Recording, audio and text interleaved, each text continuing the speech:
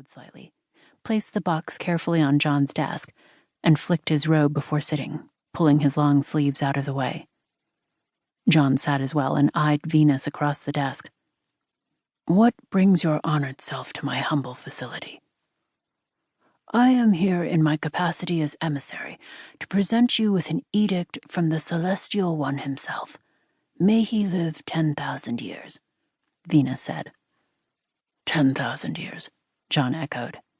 He leaned back in his executive chair and waited. "And it's been far too long, you ugly bastard," Venus said. "Fucking leave me and number 2 alone to handle his celestial temper tantrumness. We'll never forgive you." "Erlang still hasn't spoken to me," John said, leaning on his hand to cover his smile. "Erlang's madly in love with your woman, which is an achievement in itself," Venus said. "His dog's ready to tear her to pieces." John raised his hands in exasperation. "What do they see in her? She's plain, over 40, slightly overweight from spending too much time on energy work, and hardly ever wears makeup or fancy outfits. She's the opposite of what an attractive woman's supposed to be, and they all adore her." "I'll tell her you said that," Venus said with amusement. "So will I," Zara said. "Record, do not comment," John said, glaring at the stone in its stand. "My lord," Zara said, its voice full of laughter. "They don't all adore her. Many members of the Celestial regard her as an ugly, arrogant pain in the ass." "The little stone is right, if altogether too honest," Venus said. "Everything you said about her is true, and it has made some Celestials unhappy about her presence here. She is strong-willed, outspoken, and cares nothing for her appearance.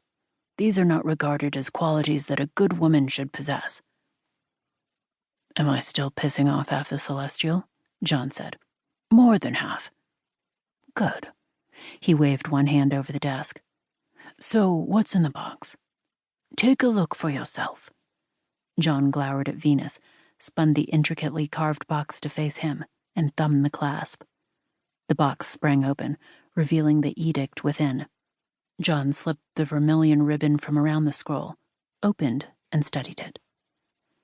"The Celestial Emperor of the Northern Heavens, His Imperial Highness Emperor Xuan Wu, is hereby instructed by the Celestial to undertake an information-gathering mission to the western corner of the world. It is this realm's opinion that demons are gathering in the far west of the nation known as England." John smiled slightly. The Jade Emperor had that part wrong, and it was a convenient loophole if John ever needed it. As far as they knew, the demons were up to something in Wales, not England. "And the Celestial Emperor is hereby ordered to travel to that corner immediately following Mid-Autumn Festival, and to stay in the country known as Great Britain." John shook his head. Wales was part of Great Britain, which meant the loophole was gone. But did the JE really mean just Great Britain?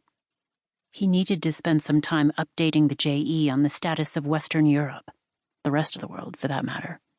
He would bet money that the JE had never even seen the internet. "Until the demons are identified and located, and the Shen of the West are contacted, or 1 month has passed, whichever comes first." John frowned. A whole month away from the mountain? Why a month? He glanced at Venus, who wore the serene expression he used when he expected someone to explode in his face. Did the Jade Emperor know more than he was sharing? John shook the scroll to open it further. Of course he did. "The Emperor Xuan Wu is to return in 1 month and present himself to the Celestial Palace with the results of his explorations, 10,000 years, etc." John let the scroll roll back up and tossed it on the desk.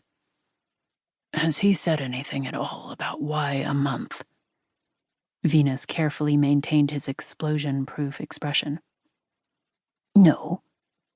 "Did you tell him to say England instead of the UK? It's the sort of sneaky thing you'd do." "Nope, he did that one himself. I thought you'd like that.